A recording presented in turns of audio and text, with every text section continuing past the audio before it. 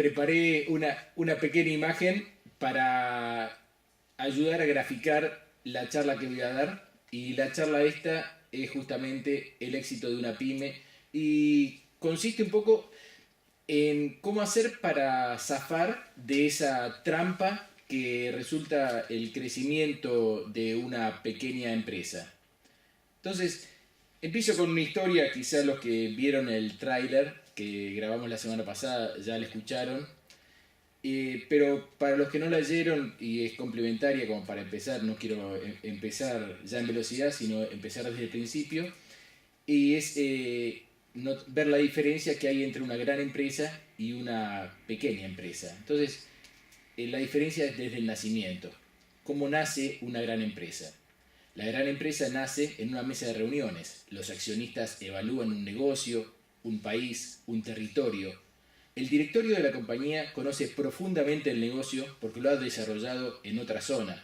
Tienen el conocimiento tecnológico, legal, financiero, administrativo, tributario, de recursos humanos y de sistemas. Munidos de ese capital y conocimiento, nombran a alguien al frente de la empresa que se dedica a hacer un startup, que es el proceso fundamental de fundacional de una empresa, o sea, es de la fundación de una empresa. Toman empleados, arranca una compañía y con todo ese saber por encima de ellos empieza a crecer desde arriba hacia abajo. ¿Y en qué se diferencia con la pyme? La pyme crece desde abajo hacia arriba. El fundador se convierte en accionista invirtiendo un dinero que consiguió, muchas veces su propio dinero, fruto de ahorros, fruto de alguna herencia, fruto de un préstamo de algún familiar. Entonces comienza autoempleándose y se nombra gerente general. Al rato, el gerente general contrata a su primer empleado diciéndose a sí mismo: tengo un puesto bárbaro para vos, porque de gerente general hay poco trabajo en esta empresa. Esta empresa recién arranca y va a haber por ahora 1 hora de trabajo de gerente general por semana luego del primer año de funcionamiento. Y es así que lo pone a trabajar en la máquina, en el vehículo, al lado de una camilla, al lado de una fotocopiadora, poniendo ladrillos o haciendo la comida, por ejemplo, si es que puso un restaurante, o sea, haciendo la tarea sustantiva. Entonces, en ese momento, el emprendedor, y a veces la conciencia del emprendedor, ¿y cuál es la conciencia del emprendedor? Muchas veces su mujer, cuando llega la noche le empieza a decir: pero vos sos empresario, ¿qué haces poniendo ladrillos? ¿Qué haces cocinando? ¿No tenés una empresa? Y es entonces él mismo que se pregunta: ¿cómo es esto? Tengo una empresa, soy empresario y sigo haciendo lo mismo que hacía antes. Y él mismo se contesta: esto es lo único que hay que hacer por el momento. Es lo que hay que hacer para poder arrancar. Entonces, el mismo gerente general, accionista y fundador, se autonombra encargado de la tarea sustantiva. Y a partir de ahí va a empezar a crecer la empresa. ¿Cómo va a crecer la empresa durante largo tiempo? A través de lo que se llama crecimiento horizontal de la operación.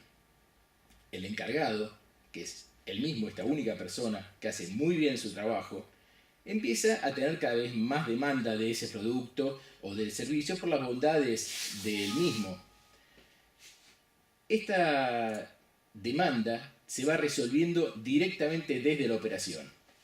O sea, cuando uno dice: estoy haciendo parches, trabajando, bacheando, en vez de, en la medida en que voy avanzando, voy resolviendo los problemas que me van surgiendo. Y ese es el momento en que el encargado de la tarea sustantiva se olvida del gerente general, el accionista, el fundador. Como le están pidiendo más pizzas, más casas, más intervenciones médicas o más impresiones gráficas, directamente contrata a otro empleado y lo pone a hacer la tarea al lado suyo, y así sucesivamente empieza a crecer la estructura de esta empresa. En ningún momento llama al accionista y le dice: mira, como el negocio va bien, pensé en devolverte un poquito del dinero o ponerlo en reserva. No, para nada, se olvida. El dinero quedó ya a pérdida. Y lo que va entrando sirve para financiar el funcionamiento de la empresa y para vivir, que es un gran costo para una empresa que tiene quizá un pequeño capital de ingreso por las ventas, ¿no? Entonces, muchas veces el gasto más grande puede llegar a ser el alquiler de un departamento donde vivir o el colegio de los chicos. Entonces, acá en este momento, este señor que está tan enamorado de su producción y sus servicios, y la gente se lo reconoce pagando precios buenos normalmente, empieza a crecer horizontalmente. Y en la medida en que este pequeño empresario hace crecer a su empresa sin un plan, sino que va sumando gente a la estructura, poniendo más gente a ayudar en el local o en la fábrica, empieza una larga historia de sufrimiento. Cuanto más éxito tiene, más dificultades con la infraestructura afronta, porque desde la fundación no fue pensado más que un pequeño crecimiento. Porque, entre otras cosas, uno de los objetivos primordiales que tiene esta empresa no es hacer una gran empresa, sino que el emprendedor, como le gusta su oficio, quiere desarrollar sus productos y sus servicios. Y ese es su mundo. Y siendo tremendamente eficaz en su mundo, comienza a meterse en un mundo que desconoce absolutamente y empieza a tomar cada vez más empleados hasta que llega un momento en que se da cuenta de que solo no puede. Entonces comienza una difícil tarea que es el crecimiento vertical de la operación, lo cual va a suponer tomar algún encargado o asistente. Si es un restaurante, por ejemplo, y el restaurante anda bien, o si la fábrica anda bien, pone a alguien al frente, generalmente alguien de confianza.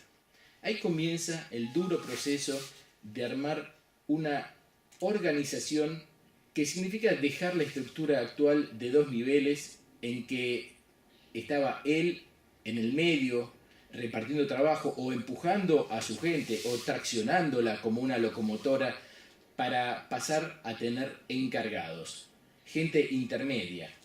O sea que el emprendedor abandona su puesto de encargado en donde era tremendamente eficaz, como habíamos dicho, en que estaba en su mundo, en su salsa, como se dice en Argentina, y comienza allí a colocar personas en el medio. Coloca allí una o varias personas que van a tratar de hacer lo que él hacía. El emprendedor se aleja de sus productos y de sus empleados para dedicarse a la tarea de gerente general a tiempo completo. Y ahí es en ese momento en que pasamos de una estructura de 2 niveles en que estaba él y todos los demás a una estructura de 3 niveles, donde hay un encargado que de alguna manera empieza a distanciar, a poner una distancia entre el emprendedor y el producto o el servicio. Si bien al principio el emprendedor sigue verificando la calidad de los productos, la calidad de los insumos que ingresan, el pago, tiene contacto con los clientes y demás, con el tiempo cada vez más queda en su oficina y se empieza a alejar y va perdiendo ese contacto del día a día. Este proceso de dejar de tener contacto con el día a día es durísimo para el emprendedor. Es parecido a como cuando un padre tiene un hijo que se va de la casa. Y esto que se dice tan fácil en una reunión de amigos o en una charla con un consultor, que te dicen, ¿para qué te estás enloqueciendo? Delegá. Delegar para alguien que llegó, como le estamos describiendo, es como si un joven de 20 años que está en segundo año de la Facultad de Medicina le dijeran que haga una operación a corazón abierto y simultáneamente una de cerebro. Es algo que va a poder hacer bien, pero cuando tenga 40 años. Delegar es una operación que implica un cambio dentro de la forma de pensar, un cambio dentro del cerebro de la persona que lo está intentando. Delegar es un proceso que, acompañado con buenos contadores, con gente experta en documentación de sistemas y además transformando la organización para adaptarla al nuevo escenario, lleva al menos 5 años. Esto es así porque requiere transformaciones biológicas, culturales y psicológicas. Pero simultáneamente a este problema de la delegación está la pérdida de la rentabilidad. Y acá es que les quiero explicar el gráfico que hice. No sé, Edgardo, si se llega a ver mi mouse. Por favor, confirmame. Muy bien. Entonces, acá hice un gráfico en que tenemos las ganancias, que es hacia arriba. Cuanto más alto, más estamos ganando. Y las ventas hacia la derecha. Ojo, no confundamos ganancias con facturación, porque hay empresas, como se ha dado en los últimos años, inclusive se había dado previamente en los años 80, lo doy como un ejemplo muy conocido de General Motors o Ford en manos de las empresas japonesas al principio y después de la crisis mundial, que quizás facturaban 500 millones de dólares y perdían 200 por año. Entonces, esto no es la facturación, sino la ganancia. Entonces, ¿qué pasa? Normalmente en la primera etapa en que el emprendedor está solo en la empresa, tiene un ascenso lineal. Cuanto más vende, más gana. El hombre sabe que en la medida en que va aumentando el volumen, va pudiendo comprar insumos más baratos. Quizá el flete, en vez de repartir un producto cada vez que sale, reparte 3. Entonces, cuanto más gana, cuanto más vende, más gana.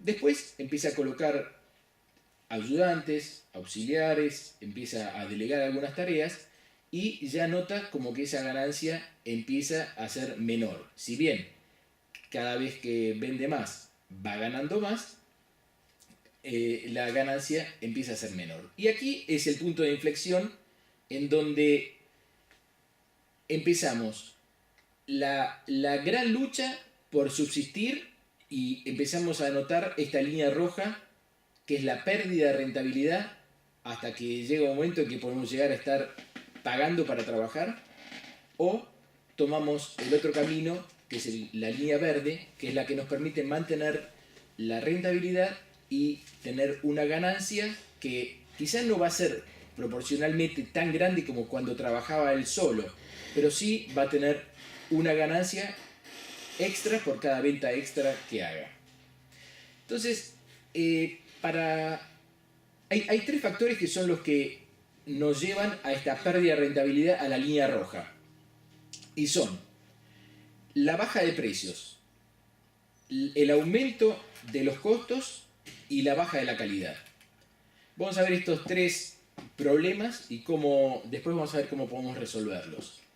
¿Por qué baja el precio? Muchas veces para alcanzar mayores volúmenes de venta, con las mismas acciones de marketing que veníamos desarrollando, es necesario bajar los precios para vender más volumen. Y también para vender más volumen, por esa ansia de crecimiento, de que muchas veces el mismo emprendedor ve como un éxito: dupliqué la venta, estoy vendiendo más productos, más servicios, y entonces empieza a meter intermediarios en la cadena de distribución. Distribuidores, representantes, vendedores externos. Entonces quizá de pronto alcanza a cubrir un territorio muchísimo más grande, pero no se da cuenta que está vendiendo casi al costo. Entonces, la baja de precios más el aumento de costos es una de las los grandes ladrones de la rentabilidad. ¿Por qué suben los costos? Veamos por qué suben los costos. Por alquileres. Muchas veces para crecer se requiere alquilar un local, un depósito. Necesitamos más lugar para tener una producción mayor. Ya no alcanza con la planta baja de la casa en donde vivíamos, o el garage, o el local que conseguíamos muy barato de alguien conocido con el que empezamos. Hay que alquilar algo más grande.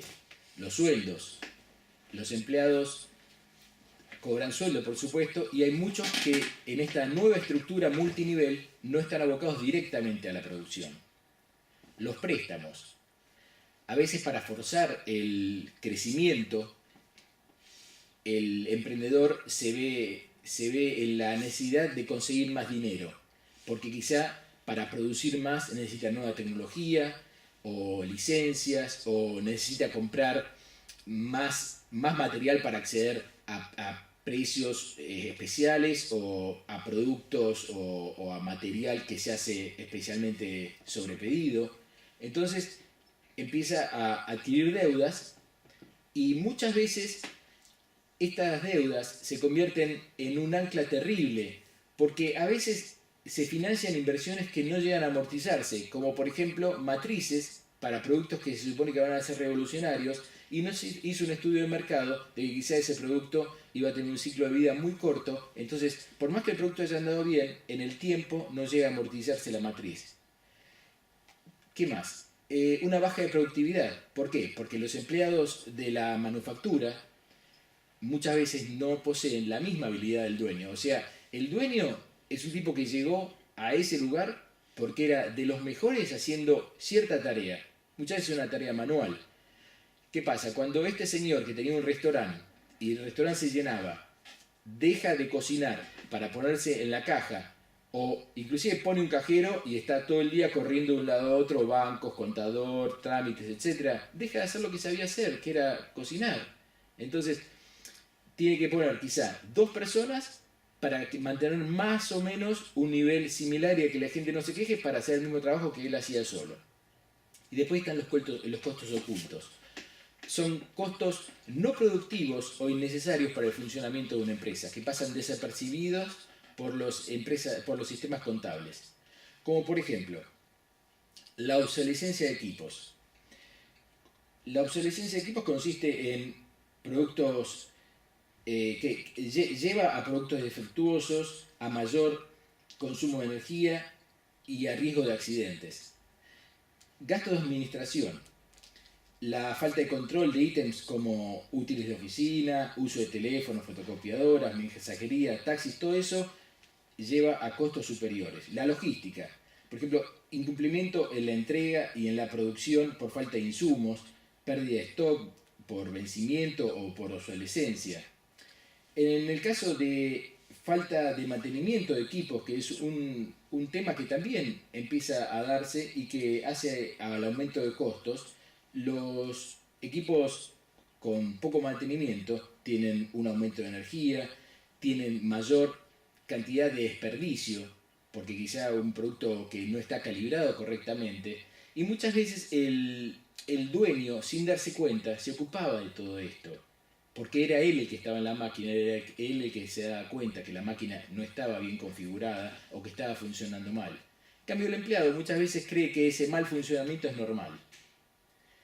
La mala selección o alta rotación de personal, eso es terrible por un tema de costos de entrenamiento y también costos de juicios, ¿no? Que no solo lleva a un gasto económico, sino que también le insume mucho tiempo y realmente mucha mala sangre y muchos malos ratos, muchas noches de mal dormir al emprendedor que tendría que estar dedicado al crecimiento de su empresa. La no calidad, que la no calidad es cuando los productos empiezan a tener mala calidad, empiezan a ser devueltos y todas esas devoluciones son pérdidas, que muchas veces uno no las pone en el costo. Cuando uno hace el costo de un producto, dice, bueno, el costo del producto es la suma de sus partes más un monto que son los costos fijos y después empezamos a encontrarnos con todas estas sorpresas. O por ejemplo, la pérdida de oportunidades por no cumplimiento, por pérdida de clientes, por mala calidad. Y también el caso que yo lo conozco muy bien, el aumento de desperdicios. Me ha pasado de ir a Botix y encontrar que en el tacho de basura hay arandelas, tornillos, remaches, un montón de piezas que en realidad son insumos y decirles, pero ¿por qué antes de barrer no los levantan? Directamente las cosas que se caen al piso es como si pasaran al infierno, ya no se pueden levantar, porque los señores a veces piensan que no puedo estar en esas cositas, vos me estás pidiendo trabajo todo el tiempo, yo tengo que sacar la producción y nadie me paga por levantar las piecitas que se caen. Además yo no las tiré, las tiró otro, y yo no voy a estar levantando lo que tiró otro. Y empieza a haber un montón de problemas de egos que cuando este señor trabajaba solo o cuando estaba trabajando codo a codo con el resto de los empleados, no ocurría. Y después el aumento de los insumos, porque no se administran adecuadamente los insumos, como la cinta de embalar, cartuchos de tinta, elementos de limpieza. El tema de la logística también pasa, que ya lo habíamos nombrado, pero muchas veces se planifican mal las entregas. Y todo eso hace un aumento de costo que realmente hay que controlar. Y ya vamos a explicar cómo se va a controlar. A ver, ¿por qué baja la calidad? Todos estos temas se dan cuenta que están muy de la mano uno con otro, ¿no? La calidad baja porque la mano de obra no especializada y no, o sea, al tener una necesidad de contratar un personal para que realice la tarea sustantiva, normalmente se contrata gente que no es lo suficientemente buena para trabajar por su cuenta o que no tiene experiencia previa en la tarea a realizar, por lo cual la calidad indefectiblemente baja. La falta de pasión por parte de los empleados. Normalmente el empleado tiene la idea de que la vida comienza cuando sale del trabajo. El trabajo es como un castigo y como tal no lo hacen apasionadamente. La falta de control de calidad, tanto en los insumos como en los procesos, como del producto terminado. Todo lo que hablamos arriba, ¿no? La falta de trato con los proveedores. Esto hace que los proveedores bajen el nivel, porque cuando el empleado que recibe la mercadería no sabe quién es el responsable de la calidad, no sabe qué tipo de pedido se hizo y qué características de material, la persona trata de producir con lo que le llega, sin muchas veces comunicar, porque hay problemas de comunicación sin comunicar los inconvenientes que están habiendo, el tiempo que se está perdiendo y sin hacer el reclamo correspondiente a los proveedores. Esto hace que los proveedores piensen que el producto que están entregando es suficientemente bueno para nosotros y entonces no se esfuerzan por entregar un producto de la calidad que realmente se necesita para tener una alta rentabilidad. Bueno, vamos a ver cómo se resuelve esto. Lo primero que hay que hacer es aumentar el precio. Entonces, si nosotros lo que queremos es aumentar la rentabilidad, que es lo que realmente necesitamos para poder mantener una estructura más grande y poder distanciarnos, delegar todo lo que hablamos, hay que aumentar el precio. Y para poder cobrar más hay que diferenciarse. Y hay que saber comunicar la diferenciación. Al diferenciar nuestro producto del de la competencia, accedemos a un mercado de personas que pagarán más para conseguir ciertas características que no encuentran en otro producto. Muchas veces deberemos innovar para diferenciarnos, hacer pequeños lotes de productos mínimos viables, lanzarlos en pequeños mercados limitados por geografía, puede ser un pueblo o un grupo social, un club, una asociación, estudiar la respuesta y hacer variaciones, validándolas nuevamente hasta alcanzar un producto viable de ser vendido masivamente. A veces deberemos desarrollar variables de un mismo producto para acceder a diferentes nichos y poder cobrar más sin bajar el volumen. Diferentes perfumes, colores, texturas, medidas, formas, gráficas, pesos, materiales, olores. Hay tantas cosas, temperaturas, sonidos, garantías, formas de pago, formas de envío, de instalación, funcionamiento. Todas estas características son intrínsecas al producto. Y la otra forma de diferenciación es la marca. La marca es un elemento que resume gran cantidad de atributos no palpables, pero muy importantes para el consumidor, como prestigio, pertenencia, identificación, valores, respaldo, confiabilidad. Imaginemos que un señor que está a 1000 kilómetros de distancia decide comprar un producto por internet y recibirlo en su casa. ¿Acaso la confiabilidad del comercio no sería de gran importancia en esta evaluación? ¿Acaso una oferta demasiado agresiva por el precio, un precio muy bajo de un comercio desconocido, no sería sospechosa de fraude? Las marcas permiten aumentar los precios, pero para eso hay que dotarlas de contenido, de valores, de identidad. ¿Cuál es la diferencia entre un buzo de algodón marca Apollo y un buzo de algodón marca Adidas? ¿Por qué uno es más caro que otro o viceversa? ¿Por qué alguien prefiere pagar más por un buzo marca Apollo o por un buzo marca Náutica o por un buzo marca Adidas? Porque los valores, el contenido, la identidad, el grupo social con el cual se identifica y que comparte esos valores son totalmente diferentes. Entonces es muy importante dotar a nuestros productos de ese valor intrínseco que habíamos hablado del producto y también del valor de la marca. Porque esos dos componentes son los que nos van a permitir vender mucho más y a precios más altos. ¿Cómo aumentar el volumen de ventas? Y el volumen de ventas se aumenta normalmente con estrategias de venta y desarrollo de canales de distribución.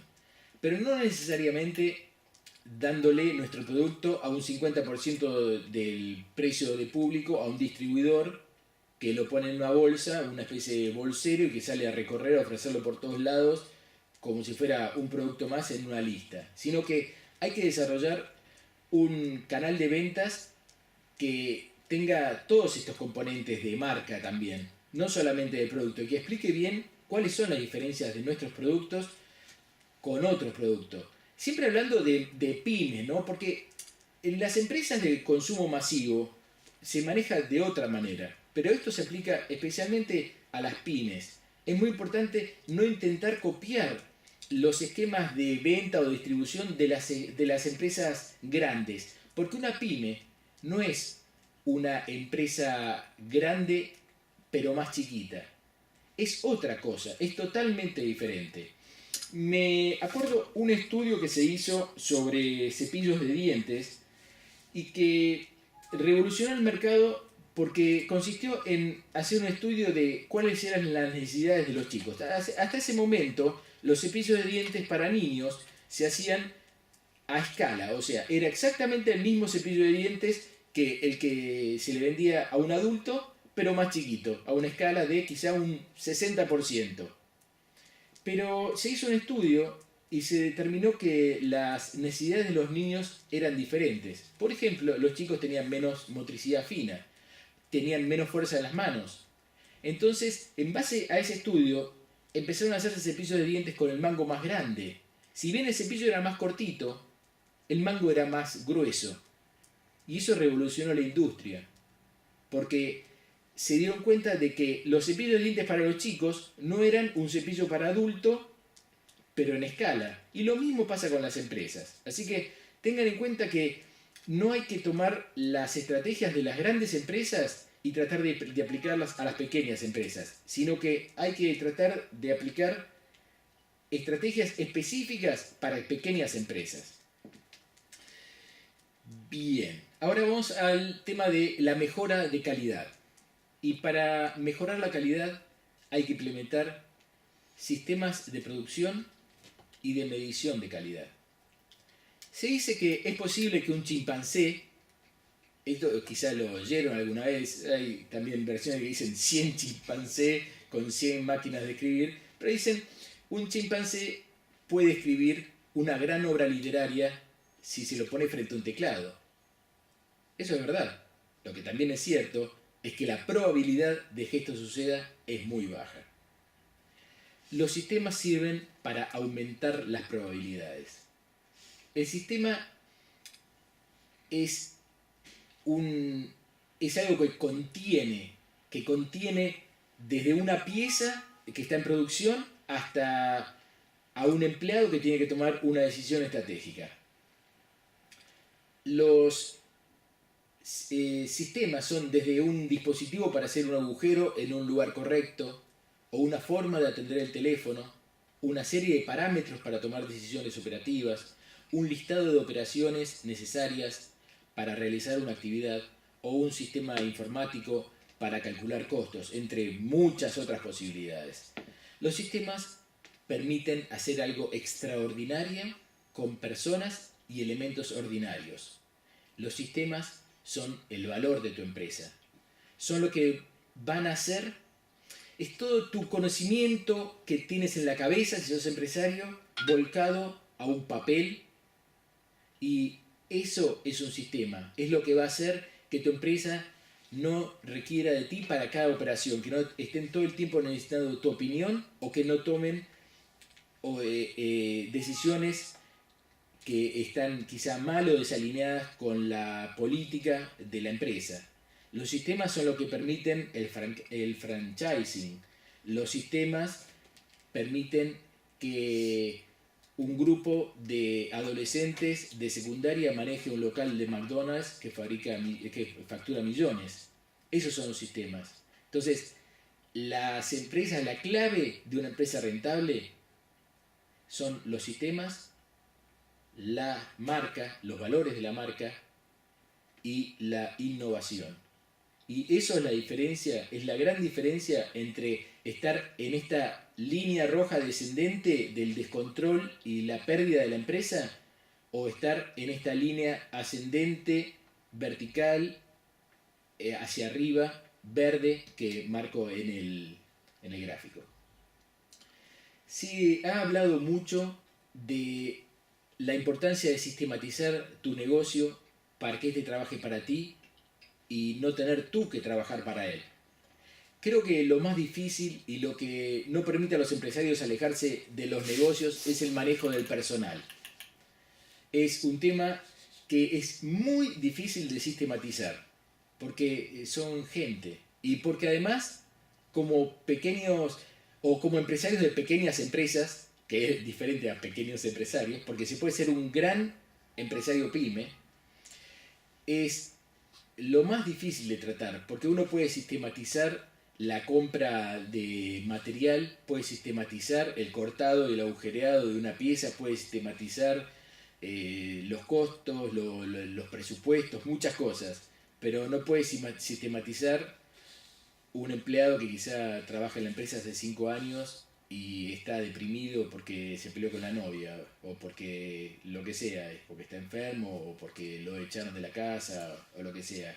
Y eso no hay que intentar sistematizarlo. Hay que humanizarlo y hay que tratar a la gente como lo que es, gente. Y de esa manera la gente va a responder y realmente no solo se va a ver favorecido el empresario, sino el empleado y la empresa misma. Tú puedes hacer sistemas, recetas, procedimientos, pero si tus empleados están esperando que te vayas para no hacer nada o para aprovecharse de la confianza que le depositaste, nada de esto va a funcionar. Y eso es lo que hace que el salto de tener 5 empleados y estar trabajando codo a codo a 30 empleados sea tan largo. Es que tú necesitas muchos cuadros intermedios que tienen tareas de control totalmente improductivas. Y para poder pagar todas esas tareas improductivas necesitas aumentar la rentabilidad. Pero los procedimientos sin control no sirven para nada. Y es por eso que si los márgenes no son muy altos, cuesta hacer crecer la empresa más allá de cierta medida. Que es lo que hablábamos en un principio, ¿no? Esa empresa que estuvo programada como muchas veces una salida laboral, como, bueno, pongo un bar, pongo una carpintería, pongo un kiosco y no puede crecer más allá de cierta medida. ¿Por qué? Porque le faltan sistemas, porque le falta gestión, por un montón de cosas. Entonces, para que los sistemas de tu empresa funcionen, tenés que establecer mediciones, tenés que hacer controles para que esa calidad que tú quieres lograr sea siempre consistente. Muchas empresas sortearon este obstáculo concentrándose en el core business o el corazón o la clave del negocio y terciarizando el resto de las tareas. Pero de todas maneras, tanto los controles como la tercerización se llevan parte de tus ganancias. Si tu empresa no tiene una buena rentabilidad, estos sistemas, estas posibilidades no son sostenibles en el tiempo. Es por eso que tienes que evitar que tu empresa compita en un mercado muy competitivo donde hay competidores informales y hay algunos elementos que te van a permitir evitar estar chapoteando en el barro por unas migajas que nunca te permitirán crecer. Y estos elementos, y ya lo dejo como cierre, Edgardo, son la innovación. La innovación te protege por un tiempo si no es factible de proteger con patentes. Entonces tu empresa debe tener la innovación en su cultura empresarial para que tu competencia nunca te alcance. El marketing. El marketing de tu empresa, tus marcas, el posicionamiento natural de tus sitios de internet en los buscadores es fundamental para mejorar la percepción de los potenciales compradores y clientes. Estos atributos que tiene tu marca deben coincidir con la experiencia del consumidor para lograr la satisfacción y convertir a los clientes en evangelizadores de nuestra empresa. La inversión. Algunos negocios requieren grandes inversiones y eso hace que el umbral o barrera de ingreso al negocio por parte de otros competidores sea alto. Entonces, si dispones de ese capital, puedes utilizar la inversión como una protección de la rentabilidad de tu empresa. La tecnología. Poseer una tecnología propia, secreta, difícil de adquirir, te protege de tu competencia. Permisos y licencias. No todos podemos entrar en el negocio de la energía nuclear, aun cuando poseamos el capital existente, porque justamente para acceder a algunas industrias o algunos negocios se necesita una licencia. Hasta inclusive para ingresar al negocio de los taxis necesitas una licencia, por lo menos en Argentina está limitado. En Nueva York está limitado el negocio de la música en los subterráneos. Necesitas una licencia y para eso tenés que pasar un test del municipio. Si no sos suficientemente bueno, no podés. Entonces, esa limitación de alguna manera hace que tu rentabilidad sea más alta. Patentes. Las patentes de invención y de modelo industrial también limitan a tus competidores y te permiten desarrollar tu actividad más cómodamente. Y para cerrar, siempre recuerda un principio de la oferta y la demanda. Cuando hay poca oferta de algo, o sea, se ofrecen pocas unidades de algo, se puede aumentar el precio y mejorar la ganancia. Quedo, Edgardo, a tu criterio, si hay preguntas, si hay alguna pregunta que vos me quieras hacer o del panel, lo que quieras.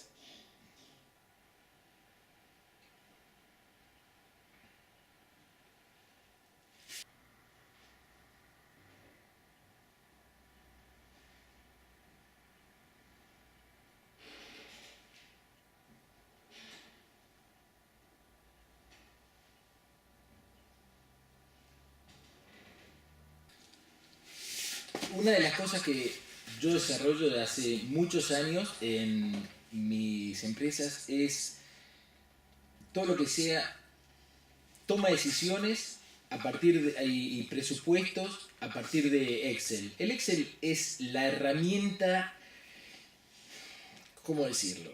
Para un empresario pyme, el Outlook o el programa que sea, el mail si tienen Mac, para enviar correos electrónicos. Y el Excel son herramientas fundamentales. Muchas veces una pyme necesita un sistema y los sistemas están hechos para grandes empresas.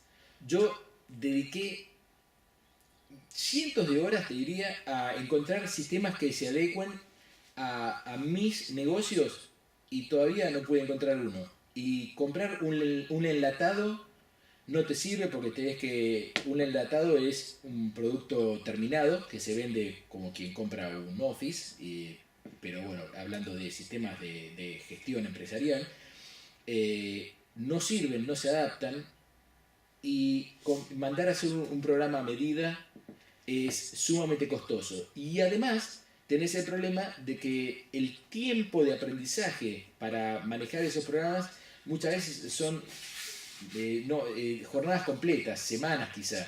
Entonces, lo que tenés que desarrollar es herramientas simples porque en una empresa pequeña, quizá el empleado administrativo es uno, o el que atiende en el local es uno. ¿Y qué pasa el día que se enferma?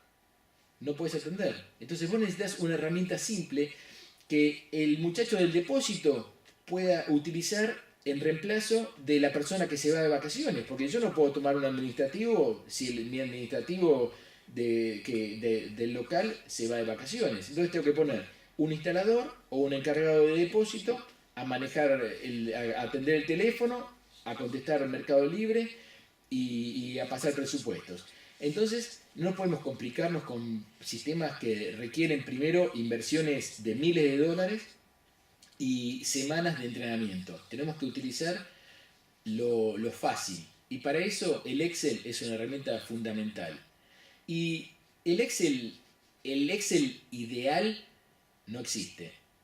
El Excel ideal es el que tenés en tu escritorio y abrís y hoy te sirve y mañana te das cuenta que podrías agregarle algo más y se lo agregás y lo guardás y así lo vas cambiando.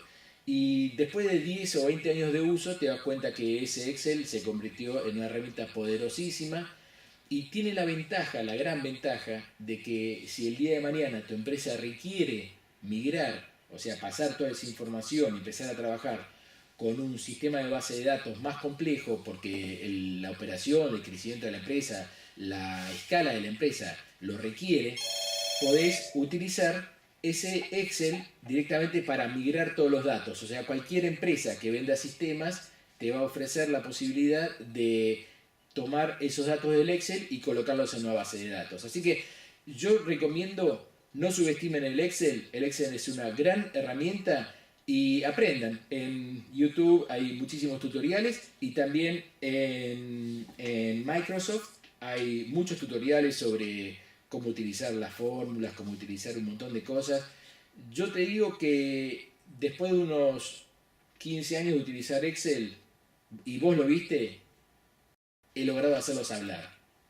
Así que es importante que utilicen esa herramienta. Para mí es fundamental para pasar presupuestos de todo tipo. Yo hoy tengo con la confianza de que un empleado puede estar atendiendo el teléfono por la venta de un tendedero de ropa y mientras tanto pasando con el Excel un presupuesto para Mercado Libre sobre la venta de una protección de balcón y sin equivocarse, porque es muy simple, porque canta los errores y sale perfecto y sin necesidad de estar concentrado en esa tarea.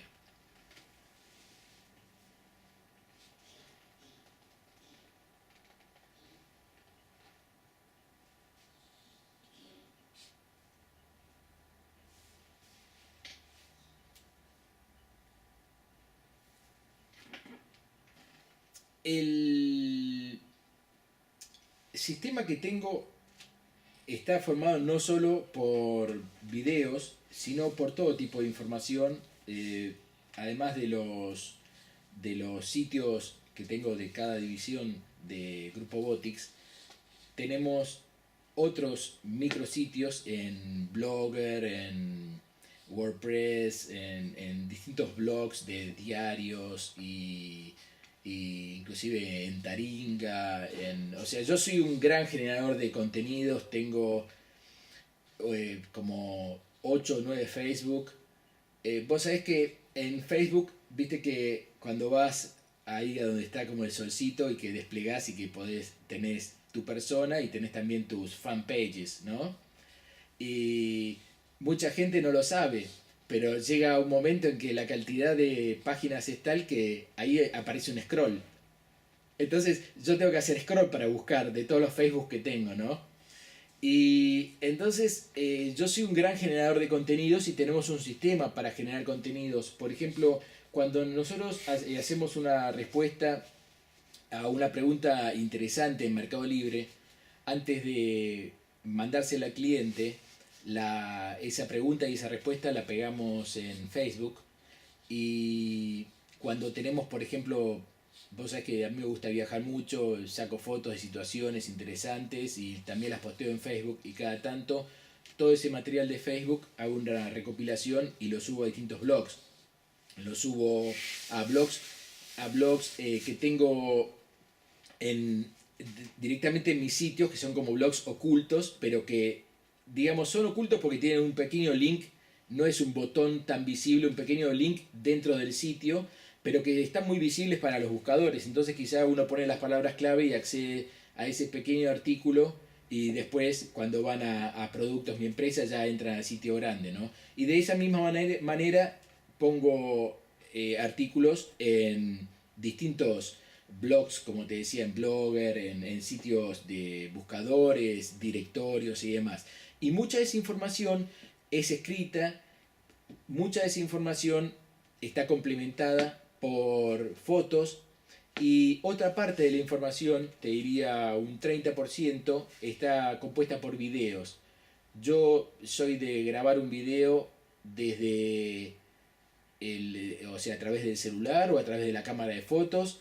No es impedimento quizá estar en la calle y no tener la filmadora a mano para no hacer un video, sino que lo hago, lo subo y toda esa información que está en internet son como las raíces de un gran árbol. Son las raíces que van tomando de a gotitas y van juntando esos canales que se van como un río, ¿no? Que tiene sus pequeños arroyos y que van yendo hacia un río más grande, que serían los sitios de la empresa. Y los sitios de la empresa tienen un llamado a la acción. Y ese llamado a la acción es llenar el formulario de contacto, contáctese por teléfono. Y todo eso hace que el cliente, cuando llama por teléfono, ya venga, como nosotros decimos en Botix, cocinado. Ya la persona que llama a Botix muy probablemente llame para comprar, para pedir el turno directamente. Algunos tendrán alguna duda con la medida, querrán corroborar el precio, pero hay gente que o viene recomendada por conocidos, que eso es una red invaluable de excelentes clientes que están dispuestos a comprar y que porque vienen referidos y gente conocida, gente amiga, ha transmitido esa confianza hacia nuestra empresa y ha depositado esa confianza en nuestra empresa. Y también está la gente que viene por los videos o por toda esa información que ya son clientes calificados. Es muy diferente un cliente calificado que llama sabiendo qué es lo que uno vende, qué calidad tiene, cuál es la cultura de la empresa, cuál es la política de la empresa, que ese cliente que pasa caminando y entra a un local y no sabe quién sos, ni qué vendés, ni quién te recomienda, ¿no?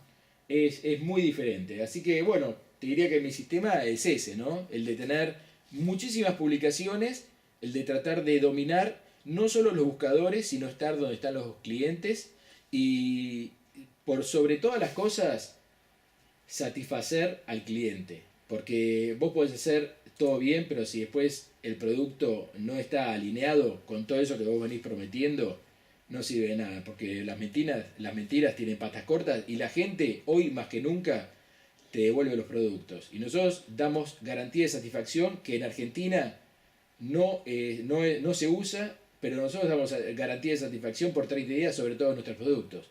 Si a vos no te gustó un producto que compraste, lo devolvés y te devolvemos el dinero.